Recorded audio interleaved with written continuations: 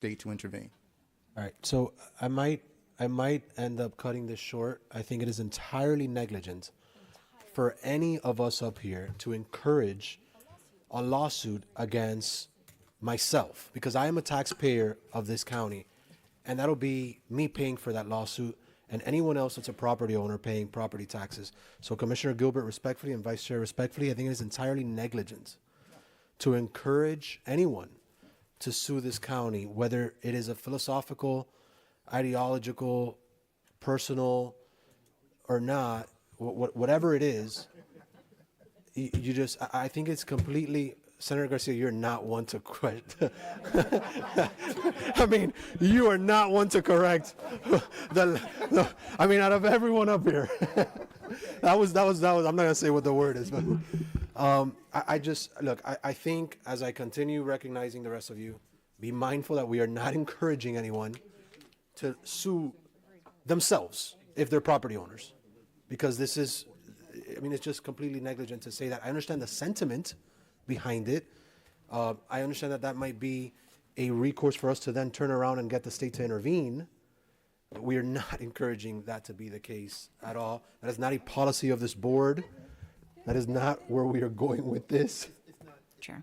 Thank you, Commissioner. And I will say that you actually hit the nail on the head on a point there, which is, and I was waiting to let everyone speak, but I'll say it because it was a good segue. Is so, in addition, of course, to the countless conversations with the county attorney's office on this topic that my office and myself has had, the mayor and myself has had several conversations. We've actually rolled up our sleeves, and I think this is a good moment to allow and to say to the community that we are not just taking what the state passed and the governor signed and blindly implementing it. We are rolling up our sleeves, and we're digging deeper and seeing what other services these organizations offer, who they help in our community, what larger groups that are not just one minority group.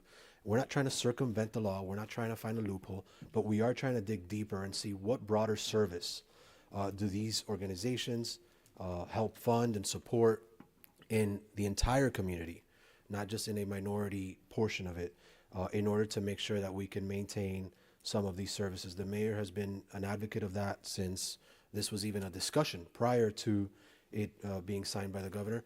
And again, we've had several conversations where we've actually discussed this. So again, it is not something that we're just blindly implementing something that the state passed. We are exploring all options, obviously jointly with the county attorney's office. We want to make sure that we run no fouls here. And we are, in this particular case, and some may disagree with this one word, but we need to be conservative because they are personal repercussions that the state can take on this body, including, I believe, removal is one of them, right? So we're making sure we run no fouls, but that we definitely diligently explore all options on this.